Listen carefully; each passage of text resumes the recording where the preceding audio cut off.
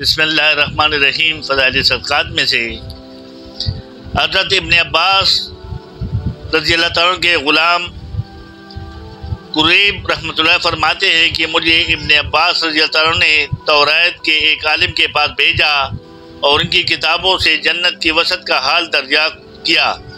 انہوں نے حضرت موسیٰ علیہ السلام کے صحیفے نکالے اور ان کو دیکھ کر بتایا کہ جنت کی چوڑائی اتنی ہے کہ ساتوں آسمان اور ساتوں زمین ایک دوسرے کے ساتھ جوڑ دیے جائیں تو اس کے برابر ہو۔ یہ تو چوڑائی ہوئی، اور اس کی لمبائی کا حال تو اللہ ہی کو معلوم ہے۔ حضرت انس رضی اللہ عنہ فرماتے ہیں کہ جنگ بدر میں حضور صلی اللہ علیہ وسلم نے فرمایا کہ لوگوں ایسی جنت کی طرف بڑھو جس کی چوڑائی سارے آسمان اور زمین ہے۔ حضرت عمیر بن حمام انصاری رضی اللہ عنہ نے تعجب سے عرض کیا، یا رسول اللہ، ایسی جنت جس کی چوڑائی اتنی زیادہ ہے؟ حضور صلی اللہ علیہ وسلم نے فرمایا، بے شک۔ حضرت عمیر رضی اللہ عنہ نے عرض کیا، واہ واہ یا رسول اللہ، خدا کی قسم میں اس میں داخل ہونے والوں میں ضرور ہوں گا۔ حضور صلی اللہ علیہ وسلم نے فرمایا، ہاں ہاں، تم اس میں جانے والوں میں ہو۔ اس کے بعد حضرت عمیر رضی اللہ عنہ نے چند کھجوریں اونٹ کے حدود میں سے نکال کر کھانا شروع کی کہ لڑنے کی طاقت پیدا ہو۔ پھر کہنے لگے کہ ان کھجوروں کے چگنے کا انتظار تو بڑی لمبی زندگی ہے۔ یہ کہہ کر ان کو پھینک کر لڑائی کی جگہ چل دیے اور لڑتے لڑتے شہید ہو گئے۔ اس آیت شریفہ میں مومنین کی ایک خاص مدح اور تعریف یہ بھی ذکر کی گئی کہ غصے کو پینے والے اور لوگوں کو معاف کرنے والے، یہ بڑی اونچی اور خاص صفت ہے۔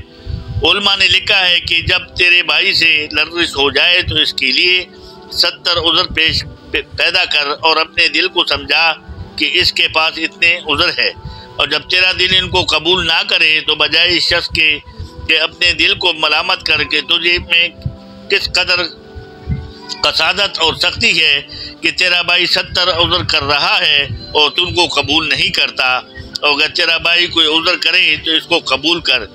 اس لیے کہ حضور صلی اللہ علیہ وسلم کا ارشاد ہے کہ جس شخص کے پاس کوئی عذر کرے اور وہ قبول نہ کرے تو اس پر اتنا گناہ ہوتا ہے جتنا جنگی کے مہر کو۔ حضور صلی اللہ علیہ وسلم نے مومن کی یہ صفت بتائی کہ جلدی غصہ آ جائے اور جلدی ہی زائل ہو جائے۔ یہ نہیں فرمایا کہ غصہ نہ آتا ہو، بلکہ یہ فرمایا کہ جلدی زائل ہوتا ہو۔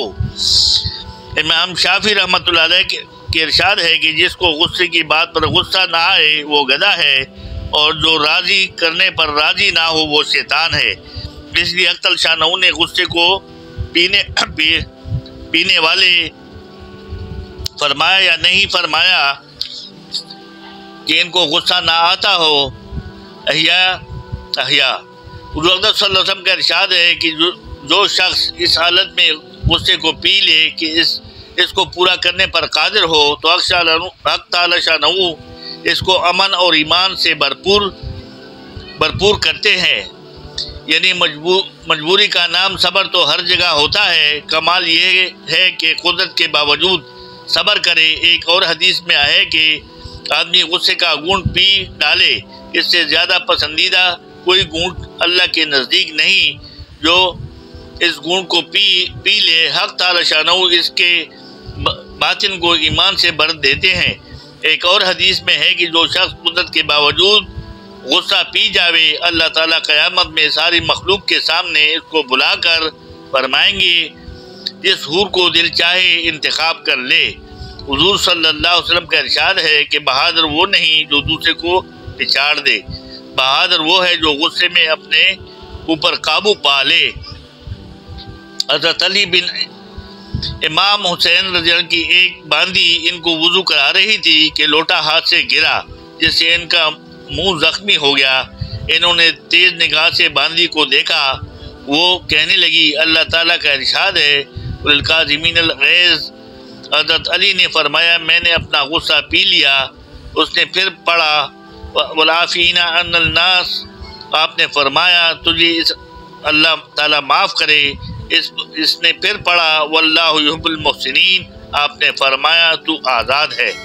ایک مرتبہ ایک مہمان کے کے لیے ان کا غلام گرم گرم گوشت کا پیالہ بھرا ہوا لا رہا تھا اور ان کے چھوٹے بچے کے سر پر گر گیا، وہ مر گیا۔ آپ نے غلام سے فرمایا کہ تو آزاد ہے، اور خود بچے کی تجہیز اور تکفین میں لگ گئے۔ میرے دوستوں بزرگوں، کتنی زبردست بات آئی ہے، دیکھیں کتنی قربانی والی بات کہ اللہ پاک نے جو ارشاد فرمایا، پھر غصے کو پینے کی کتنی ساری باتیں ہمارے سامنے آ گئی۔ کیا اس زمانے میں ہم ایسا کر سکتے ہیں؟ کبھی نہیں۔ ہم چھوٹی سی چھوٹی بات کو بھی برداشت نہیں کرتے، اور بدلہ لینا کی طاقت نہ بھی ہو تو کوشش کرتے ہیں کہ اسے بدلہ لے لے، اور طاقت ہو تو پھر تو ہم چھوڑتے ہیں نہیں۔ لیکن کتنی زبردست خوبیاں آئی ہیں کہ جو طاقت رکھتا ہو اور وہ اس کو معاف کر دیتے ہیں، اللہ تعالیٰ کے پاس اس کے کیا اجر و ثواب ہے۔ تو اللہ پاک ہمیں ان باتوں پر عمل کرنے کی توفیق عطا فرمائے۔ صدق اللہ مولانا العلی العظیم۔